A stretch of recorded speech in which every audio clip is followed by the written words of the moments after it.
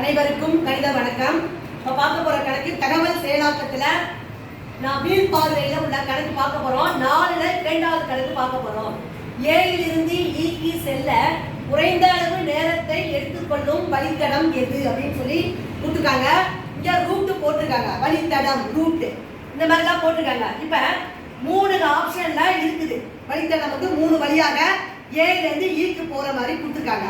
அப்ப அந்த 3ஐயும் நம்ம எழுதி எவ்வளவு மணி நேரம்ன்றதை கூட்டி போடும் பொழுது எது குறைவாக வருதோ அந்த வழித்தடம் தான் இந்த கேள்விக்குரிய பதில். இப்போ பாருங்க, முதல்ல நம்ம என்ன செய்ய போறோம், இதை ஃபர்ஸ்ட் போட்டுப்போம். ஏயிலிருந்து பிக்கு எவ்வளவு 7 மணி நேரம். இப்போ வந்து ஏ டு ஏல இருந்து எங்க போகுது, பிக்கு போகுது. வழித்தடத்தை ஃபர்ஸ்ட் போட்டுப்போம். ஏல இருந்து பி, பில இருந்து டி, பில இருந்து டி, டில இருந்து எங்க போகுது, ஈக்கு போகுது. இப்ப அதனுடைய மணி நேரத்துக்கு எழுத போறோம். ஏல இருந்து பிக்கு எவ்வளவு 7 மணி நேரம். 7 பிளஸ் பில இருந்து டிக்கு எவ்வளவு 4 மணி நேரம் பிளஸ் பில இருந்து ஈக்கு எவ்வளவு மணி நேரம் 6 மணி நேரம். இப்ப இத கூட்டினோம்னா எவ்வளவு வரும், 6 4 10 ஏதோ 17 மணி நேரம். 17 மணி நேரம். அடுத்து இரண்டாவது ரூட்டை பார்ப்போம். ஏல இருந்து பிக்கு போடுறோம். ஏல இருந்து பிக்கு, அதுக்கப்புறம் பி வந்து சிக்கு போகுது. சி ல இருந்து எங்க போகுது, டிக்கு வருது. டி ல இருந்து ஈக்கு வருது. இந்த மாதிரி வழித்தடத்தை போடுகிறோம். அதனுடைய மணி நேரத்தை பார்க்கிறோம்.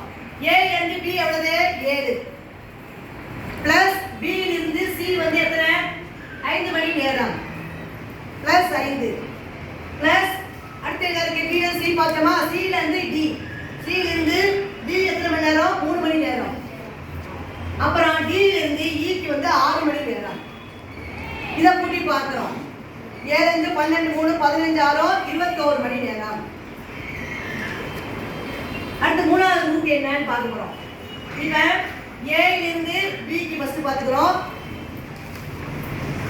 ஏ ல இருந்து பி, அடுத்து என்ன வருது, பி ல இருந்து சி பார்த்துட்டோம். வேற என்ன பாக்கி இருக்கு, இதுல பார்க்கணுமா, ஏ ல இருந்து பி, பி ல இருந்து டி போகுது. அப்ப பாப்போம். ஏ ல இருந்து பி, அடுத்து பி ல இருந்து டிக்கு போறோம்.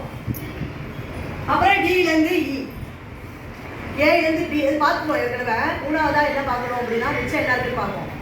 ஏ ஏ பி சி டி இ அப்படி பார்ப்போமா. ஏ ல இருந்து பி, இல்ல ஏ ல இருந்து பி, பி ல இருந்து டி பார்த்துட்டோமா.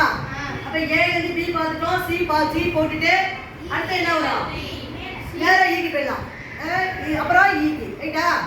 ஏ ல இருந்து பி, பி ல இருந்து சி, சி ல இருந்து ஈக்கு போயிடும். அப்ப இப்ப என்ன வருது பாருங்க, ஏ ல இருந்து பி எவ்வளவு 7 மணி நேரம் பிளஸ் பி ல இருந்து சி எவ்வளவு 5, அடுத்து சி ல இருந்து இ எவ்வளவு 8 பிளஸ் 8.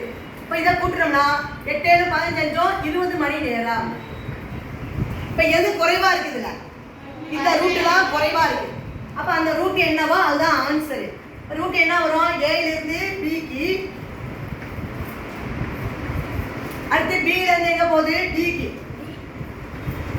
அடுத்து டி ல இருந்து இ க்கு, ஏ டு பி, பி ல இருந்து இந்த ஆரம்பம் இங்க போறோம்.